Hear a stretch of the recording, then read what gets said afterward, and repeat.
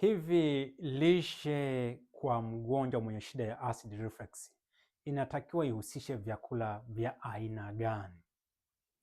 Najua ni swala ambalo liko miongoni mwa watu wengi, japo nimeshaleta video ambazo zinazungumza hasa kiundani zaidi juu ya masuala ya acid reflux na baadhi ya vyakula ambavyo vinahusiana na masuala ya acid reflux na vyakula ambavyo vinaweza vikasaidia. Lakini bado maswali yameendelea kuja kwamba lishe ya mgonjwa mwenye acid reflux, vyakula vyake nitakiwa viwe vipi. Then nimeamua tu kwamba leo nichukue muda huu tena kuweza kutengeneza video nyingine ambayo anazungumzia hasa lishe kwa mgonjwa mwenye shida ya acid reflux. Inatakiwa ihusishe vyakula vya aina gani? Kwa hiyo video nimetengeneza kwa maalum kwa ajili ya wagonjwa wenye acid reflux. Kwa wagonjwa wale ambao na tumbo kujaa gesi, hii video pia bado inawahusu, na wale wenzangu ambao pia wanahangaika na shida ya ukosefu wa choo, bado pia hii video pia inawahusu. Kwa hiyo ni maalum kwa ajili ya matatizo ya mmeng'enyo, japo wenye acid reflux na kiungulia ni kipaumbele zaidi katika video hii, kwa sababu tutaangazia lishe yao. Katika mada hii upo nami Emmanuel Mpalie, nutrition specialist. Mada ambayo iko hewani ni lishe kwa wagonjwa wenye shida ya acid reflux. Nafahamu kwamba kwenye YouTube hapa kuna video nyingi ambazo zinazungumzia vyakula ambavyo vinafaa kwa mgonjwa wa acid reflux. Na najua ya mtu umeshakujaribu vyakula vya aina mbalimbali na umeshakufuata ushauri wa aina mbalimbali za madaktari walio wengi. Lakini bado nafikia pahala bado unachanganyikiwa, hujui ule nini. Na wengi mmefikia pahala mnaamini supplement. Kwamba kuna watu ambao wanauza supplement wanasema zinatibu acid reflux, si zinafanyeje? Lakini baadhi wameshapoteza hela nyingi sana, lakini bado hawajafanikiwa. Mtu anasema acid reflux ni kama vile ni pepo. Sio pepo, ni ugonjwa kama magonjwa mengine, na inatakiwa itibiwe kama ifuatavyo, kuhusisha lishe ifuatayo. Kwanza niseme kwa ufupi tu kwamba kwenye masuala ya kutumia lishe kama chakula, wewe mgonjwa wa acid reflux, hata kama ni magonjwa mengine, hakuna namna ambavyo unaweza kutibu ugonjwa kwa kutumia lishe ama chakula kama hujui uhusiano wake. Unaposema nakula mboga majani, ile mboga majani umelenga kwamba inaenda kusaidia nini kwenye tatizo ulilonalo. Unaposema kwamba mimi sili vyakula vya wanga, naenda kula nyama ile ina nini ambacho inaenda kufanya kazi kwenye tatizo lako. Inafikia pale kabili mjue namna ambavyo vyakula pia vinaweza kutumika kama tiba. Yaani kama ilivyo kwa kidonge tunasema kwamba tunatumia hii dawa inaenda kufanya 1 2 3, lakini na chakula pia kabidi ujue kwamba unakula chakula hiki kinaenda kufanya nini kwenye tatizo ulionalo. Katika tafasiri hiyo, wengi wanakosa uhusiano kati ya acid reflux na masuala ya chakula. Lakini pia wengi hawaelewi mzizi wa acid reflux. Acid reflux kiufupi ni kwamba ni mara nyingi huwa inatokea pindi ambapo misuli ambayo inafunga kwenye tumbo la juu inapokuwa imeregea. Inapokuwa imeregea huwa inapelekea ile acid kupata fursa ya kuweza kupanda kuja kwenye koo lako, ambapo utakuja kuihisi katika mfumo wa kiungulia. Kuna dalili nyingi na video yake imeshawahi kuileta ambayo nimezungumzia dalili za acid reflux. Kiungulia ni dalili ya acid reflux na sio ugonjwa, ni dalili ya acid reflux. Nishawahi kusema kwamba kwa ufupi kwamba kinasababisha acid reflux ni kuregea kwa misuli. Misuli inapokuwa imeregea, hii ambayo inakata kwa juu, hajalishi acid ndogo sana kitumboni ama ni nyingi, lazima tu itapanda kuja kwenye koo lako. Swali ambalo kujiuliza ni kwa nini hii misuli inaregea? Inaregea kwa sababu ya wewe kukosa choo. Ukiwa na tatizo la ukosefu wa choo, kupata choo kigumu. Inaregea kwa sababu una mafuta mengi tumboni au una kitambi kwa tafasiri nyingine. Hii nayo inapelekea hii misuli kuweza kuregea. 3 ni vyakula. Kuna vyakula ambavyo vinaathiri moja kwa moja hii misuli na kusababisha kuregea. Sasa vyakula ambavyo vimesheheni mafuta na protini nyingi na sukari kutokea madukani, ni kwamba zinaweza kupelekea hii misuli pia kuweza kurelax. Maana yake inasababisha kama allergic reaction kwenye misuli hii. Ukijaribu kuangalia kukosa choo, unene ambao ni vitambi na vyakula, maana yake yote hivi vitu ni habari za chakula. Sasa tupigie kushauri habari za vyakula ambavyo vinaweza kuwa ni bora na ambavyo vinaweza kusaidia kurudisha hii misuli kwenye hali yake ya awali ya kuweza kufunga vizuri. Vyakula hivyo tunashauri kwamba ni vyakula ambavyo ni alkaline, ambavyo sio acid. Na ambavyo ni vipi sasa? Ni kwamba namba moja ambacho nakushauri kwamba ikae kwenye lishe yako wewe ambaye unahangaika na acid reflux ni mboga za majani aina zote. Kuanzia si mchicha, si figiri, si spinach, si cauliflower, broccoli, cabbage, si unakula si mlenda, si na mboga nyingine hata kama ni za kiasili, zote mboga zote za majani zote inatakiwa ziwe sehemu ya ulaji wa mgonjwa mwenye shida ya acid reflux, kama unataka kufanya matibabu kweli. Lakini kama unataka kucheza cheza unaweza kaendelea, lakini kama unataka kufanya matibabu kweli, hili ni chakula namba moja ambayo itakiwa kwenye ulaji wako. Kuna ambao wanaripoti kwamba ni kila cabbage inaweza nikapata issue ya gesi. Kuna wengine wanasema kama nikitumia si ni Chinese si inakuaje. Ni kweli nakubaliana nao, ni kwamba vyakula hivi si kwamba ni asidi, ila bado vina baadhi ya wanga. Kwa baadhi ya hizi mboga za majani zina baadhi ya wanga ambazo kwa mmeng'enyo ambao umeshaharibika inakuwa ni changamoto kuweza kumeng'enya. Kwa hiyo ninachokushauri sasa, wewe kama unakula cabbage imekukataa, sio lazima uhangaike na cabbage. Mboga za majani zipo za aina nyingi, angalia mboga nyingine, jijaribu. Lazima utakuwa na friends za mboga ambazo zitakubali. Angalia kama ni figiri, anza na figiri. Kama ni kama umeona majani ya maboga kwako enda nayo. Kama ni mlenda, anza nao. Yaani lazima kuna baadhi ya mboga za majani ambazo zitakataa kidogo, na baadaye ukizirudisha, ukishaanza hizi nyingine zinakubali tu vizuri. Kwa hiyo anza namna hiyo. Mboga za majani hizi zote zinafanya kazi. Hii ni sambamba na masuala ya bamia, nyasi, biringanya, hizi ngogwe, vyote unaweza kuweka sehemu ya ulaji, ni nzuri kwa mgonjwa ambaye ana acid reflux. Namba 2 ni matunda yote isipokuwa moja, parachichi hairuhusiwi. Kama una acid reflux, parachichi hairuhusiwi. Pointi yake hapa si kwamba parachichi kwamba labda niseme ni acid. No. Pointi ya parachichi ni kwamba imesheheni mafuta. Mafuta yanasababisha hii misuli kuweza kuregea. Shida ya mafuta haya. Kwa hiyo tunapozungumza kama parachichi tumeikataza, na nitamshangaa mtu anamkuta kwamba amekwepa parachichi, lakini bado kwenye kupikia anatumia mafuta pia, kwa sababu bado ni kitu kile kile kwamba vinasababisha, vinaathiri misuli hii, inasababisha kuweza kulegea. Lakini mafuta haya pia yanasababisha chakula kwenda taratibu. Kila vyakula vyenye mafuta unaweza kuchukua muda mrefu sana bila pasipo kuhisi njaa, kwa sababu chakula kina move taratibu. Changamoto ya chakula kumove taratibu kutoka tumboni kwenda kwenye sehemu nyingine ya utumbo ni moja, maanake inaongeza muda wa utumbo kuendelea kuzalisha asidi kuja kusaidia nini, mmeng'enyo wa kile chakula, ambapo kwako ni changamoto ambayo umeshakuwa na shida ya acid reflux. Hii maana yake itakufanya wewe kuendelea kupata zile reflux za asidi mara kwa mara, kwa sababu asidi inaendelea kuzalishwa na chanzo chake ni ulaji wa mafuta haya. Ndio maana parachichi huwa tunalitoa. Lakini kuna baadhi ya matunda pia machache ambayo kuna baadhi ya acid reflux wanatumia na hawapati changamoto, wengine wanapata changamoto. Kwa hiyo usikilize mwili wako ukoje. Kwa mfano chungwa, wengi wanasema kwamba chungwa ni acid, ni acid. No, hatutesti uasidi wa chakula kwa ulimi. Kuna vigezo ambavyo vinazungumza namna kutambua chakula chenye acid na kisichokuwa na acid ama chenye alkaline. Na video hii nimeshakuwahi kuileta, angalia kwenye video ambazo nimeshazileta kwenye channel yangu hapa, zipo nyingi, namna kutambua vyakula vyenye acid na visivyo acid. Kiufupi tunatumia kigezo cha protein. Chakula chenye protein nyingi sana kina acid nyingi kuliko chakula ambacho kina protein kidogo. Kwa hiyo katika tafsiri hiyo, chungwa na protein ndogo, ndio maana tunasema kwamba ni alkaline, sio kwamba ni acid. Kuna issues za nanasi na zabibu. Kwa hiyo kuna baadhi ya watu ambao wagonjwa ambao wanatumia na hawapati changamoto, kwa angalia. Lakini matunda mengine ukiachana haya matunda machache ni mazuri. Namba moja, habari za papaya. Kuna habari za apple, kuna peasi, kuna tuseme kwamba ukija masuala ya strawberries unaweza kutumia, kuna ndizi mbivu unaweza kutumia, kuna matunda yale mengi kabisa unaweza kutumia. Lakini haya machache ambayo nimeyataja hapa, parachichi, chungwa, nanasi na zabibu, ni matunda ambayo tunatakiwa uwe nayo makini kwa upande wako. Namba 3 ni matumizi ya nafaka zisizokobolewa. Mahindi, kuna mtama, kuna mchele mweusi, kuna mchele wa brown, alafu kuna ulezi. Zote hizo nafaka ambazo hazijakobolewa tunaweza tukazitumia kama sehemu ya lishe kwa mgonjwa mwenye acid reflux, na hazina shida kabisa. Changamoto inaanzia kwenye hizi ni kwamba unapokuwa umekoboa, hiyo ni kesi nyingine. Kwa mfano, kuna mtu ambaye anapenda kukula vyakula vyenye asili ya ngano, anasahau kwamba ngano hizo nyingi zimeshakobolewa. Lakini kama ngano haijakobolewa, nadhani watu wa Iringa huko nadhani wanafahamu, ndio ambao wanapenda kutumia mikate ya ngano ambayo haijakobolewa, ile inaweza kuruhusiwa. Lakini hii mikate ambayo imeshakobolewa tayari huwa ni changamoto. Hii ni namba 3. Hii ni vyakula vya nafaka katika viwe kwenye lisha mgonjwa ambayo ina acid reflux. Namba 4 ni vyakula jamii ya mizizi na ndizi mbichi ambayo ni ile ya kupika.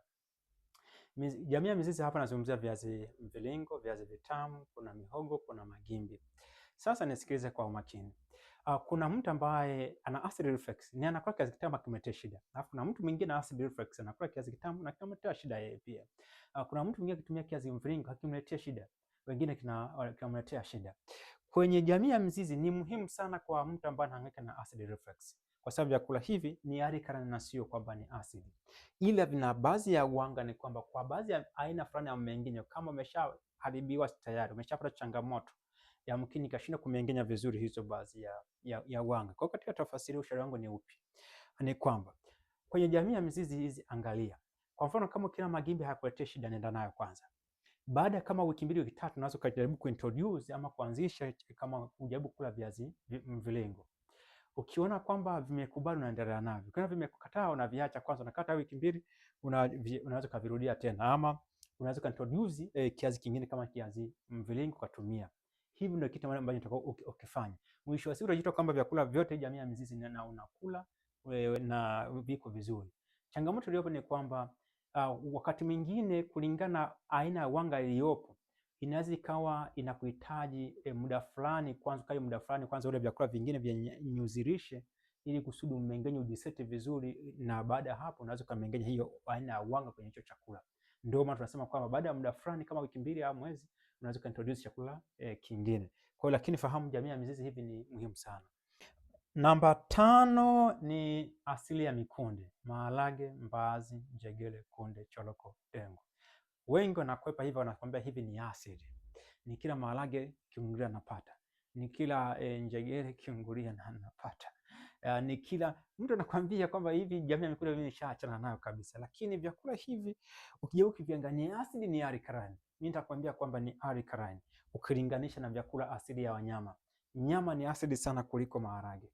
Na kitu ambacho ukifahamu tu kwamba mmeng'enyo ukishakuwa na changamoto, hizi jamii ya kunde kuna namna ambavyo nitakuwa uziandae kabla hujala. Moja, kwenye jamii ya mikunde hizi kama ni maharage, ni lazima ukubali kuyaloweka kwanza, hasa maharage makavu. Yaloweke kwanza kwa takribani masaa 12 hadi masaa 24. Baada hapo ni kwamba yale maharage yatoke kwenye yale maji, yamwage yale maji, yasuze yale maharage, halafu piga maharage, yapika yale maharage yako. Hakikisha kwenye maharage hayo usiweke vitu ambavyo viungo ambavyo vinaweza kuleta changamoto. Kwa mfano kwenye maharage sipendelee sana kuunga masuala ya nyanya, kwa maana kwamba inaweza kuletea changamoto swala la nyanya. Japo ni kwamba kishapikwa na kwa mara nyingi haina shida kwa walio wengi, lakini ninapopika kama maharage ni vema kwamba uyapike kama kuyapika, usiweke mafuta ambayo pia inaweza kuchochea issue ya acid reflux. Unaweza kuweka tu carrot na masuala ya hoho, vinatosha. Na kama ukiamua kuongeza unaweza kuongeza hata la kitunguu, unaweza ukaweka, inakuwa haina shida sana. Hivi ndio namna ambavyo unaweza kuyapika jamii ya kunde hizi na unakula vizuri. Kwa wale wagonjwa ambao wamekuwa na mimi kwenye program ya Plant Based Meal Program, nadhani wanaweza kaelewa hicho kitu, kwa sababu nimekuwa na wawekea kama sehemu ya ulaji na nakula vizuri wale wenye shida ya acid reflux. Kwa hiyo hivi vyakula bado ni vizuri na vyenyewe. Kiufupi, hivi ndio vyakula 5 ambavyo unaweza ukavitumia kama sehemu ya lishe ya wewe mgonjwa mwenye acid reflux na ukawa vizuri na ikakusaidia kujinasua na acid reflux. Kwa nini hivi vitakusaidia? Yaani kwa nini wewe ufanye? Na kwa nini ufuate hivi vyakula hivi ambavyo wengi unakuta wanakuambia kwa nini vitakusaidia? Kuna sababu kadhaa ambazo nataka nikufahamishe. Kwanza, kwa kula vyakula hivi ambavyo vyote ni alkaline vitakusaidia wewe kupunguzia issue ya inflammation kwenye koo. Kwenye koo hapa, kulingana na ile asidi kupanda, huwa inajaribu kuharibu tissue na sometimes huwa inasababisha hata masuala ya free radicals. Kwa kuna issues za inflammation ambayo ni moto ndio unatokea kwenye koo lako. Sasa vyakula hivi ndio ambavyo vina uwezo tu wa kuweza kupunguza ule moto ama kuuzima ule moto, ile inflammation. Inazima kwa sababu ya uwepo wa vitu kama vitamin C. Hakuna mayai wala maziwa wala nyama wala samaki ambayo ina vitamin C. isipokuwa vitamin C inapatikana kwenye kiasili, inapatikana kwenye vyakula hivi ambavyo nimevitaja asili ya mmea, na inafanya kazi kwenye kutani off hizo inflammation. Lakini kuna vitamini E, halafu na hizi antioxidant nyingine, kemikali nyingine ambazo tunaita kwamba ni flavonoids. Hizi zinapatikana kwenye mmea tu, hivi vyakula ambavyo nimevitaja, na vinafanya kazi ya kuzuia inflammation. Hii itakusaidia wewe kujikinga na saratani ya koo ambazo zinawakumba walio wengi ambao wanakuwa na acid reflux ambayo ni sugu, ambao wameshakuwa manake na GERD ambayo ni gastroesophageal reflux disease. Hii itakusaidia kukinga, kwa sababu italinda zile tissue zako za kwenye koo na koo yako inakuwa iko salama. Hii ni faida ya kwanza ambayo itakusaidia wewe na kufanya wewe uende kuwe salama. Lakini cha pili ambacho tukifahamu kwamba ni vyakula hivi ni alkaline, halafu vina kiwango kidogo sana cha mafuta. Faida yake ni nini hiyo kwa upande wako ambao una shida ya acid reflux? Kwa kuwa ni vyakula hivi ni alkaline, vitasaidia kupunguza ukali wa asidi ambayo inazalisha kwenye tumbo lako.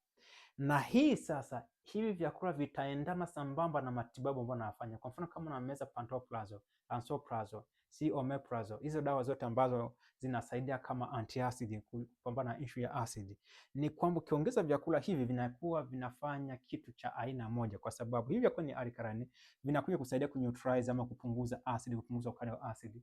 Wakati huo kama unatumia pantoprazole, ni kwamba itakuja kusaidia pia kushusha acid. Kwa unakuta matibabu na vyakula havipingani, na ndio maana inakuwa ni advantage ama ni faida kwako ambao na acid reflux.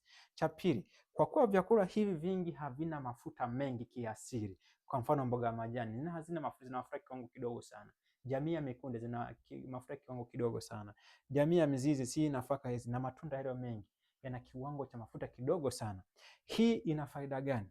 Unapokula vyakula ambavyo vina mafuta mengi, ni kwamba yale mafuta huwa ni mengine ambayo yanasababisha hii misuli ya lower esophageal sphincter muscles kuweza kuregea. Hii misuli ambayo inafunga juu kwenye tumbo kusudi asidi isipande. Kwa hiyo vyakula hivi vya mafuta yanakuwa vimepelekea hii misuli ikaregea, manake inaipatia mlango wa fursa asidi iliyoko kwenye tumbo lako kuweza kupanda kurudi kwenye koo lako, na ndio maana inakuwa ni hatari sana. Lakini cha pili tena kingine kwamba unapokula vyakula ambavyo vina mafuta ni kwamba huwa vinapunguza ile speed ya chakula kutoka kwenye tumbo kuelekea kwenye utumbo mwembamba. Hii ina madhara gani kwako?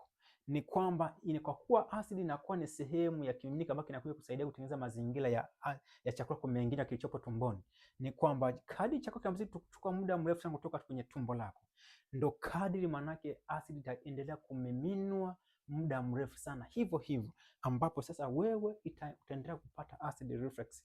Acid itaendelea kupanda kwa sababu bado inaendelea kuzalishwa. Na ni kwa sababu gani? Chakula kimechukua muda mrefu sana kutoka kwenye tumbo kuelekea kwenye utumbo mpana. Ndio maana kwamba vyakula hivi vina kiwango kidogo sana cha mafuta, kwa hiyo inakuwa ni advantage na faida kwako wewe.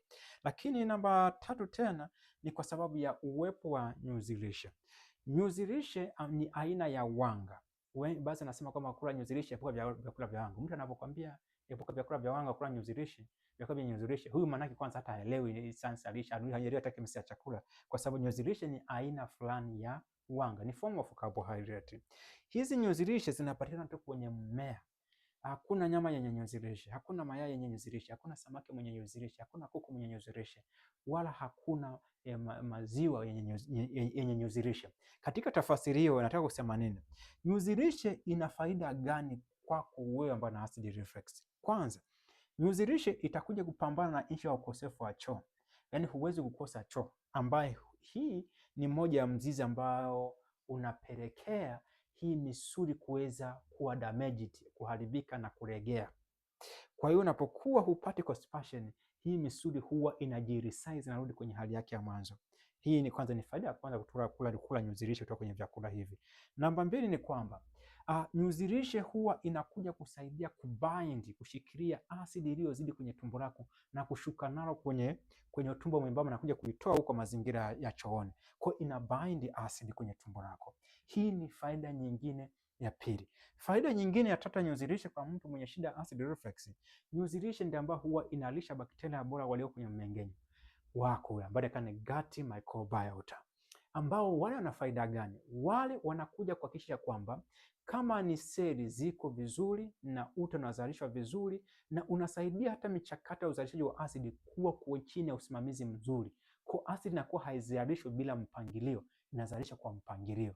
Kwa hiyo inakuwa na faida nyingi sana wale bakteria, na wale wanakula tu hiki chakula ambacho kinatoka kwenye nyuzi lishe. Kurudisha fadhila baada ya kuwa bakteria wamekula hizo nyuzi lishe, ndio wanakuletea hizo faida sasa kwa kulinda utumbo wako vizuri. Kwa hiyo hii ni faida nyingine ya kula vyakula hivi.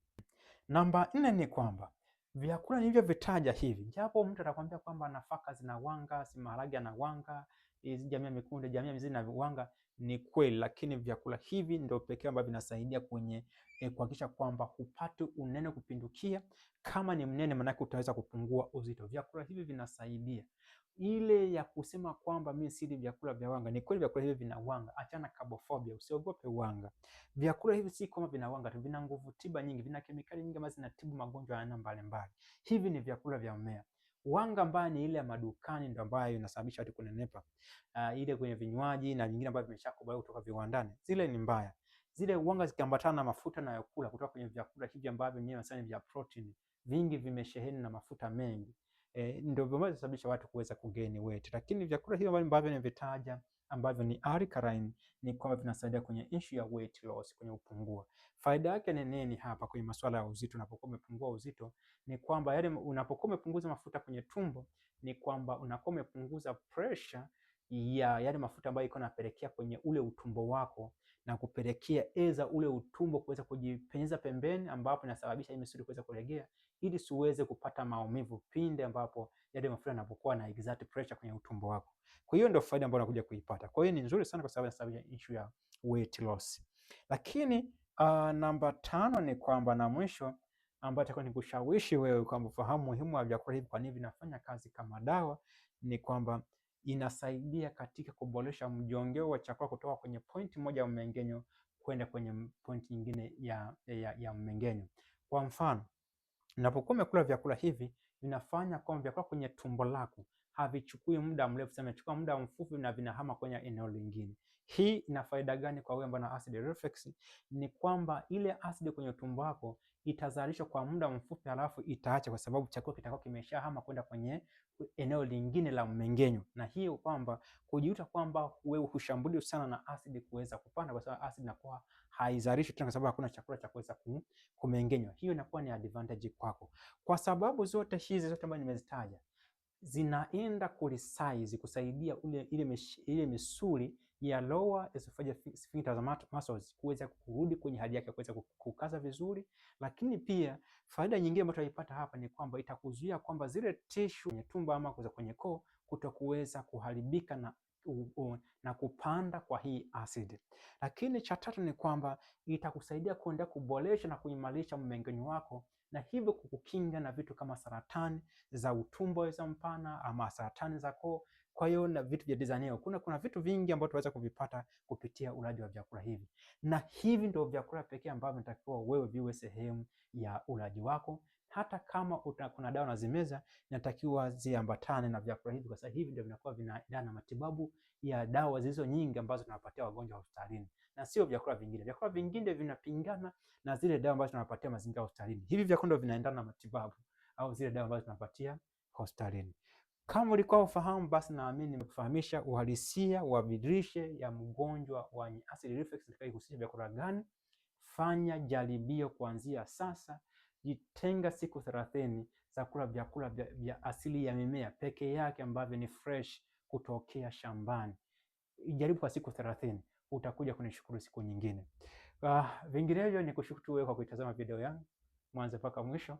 Ulikuwa nami Emmanuel Mpalie, kitaaluma nutrition specialist. Nikutakia wakati mwema, kwaheri.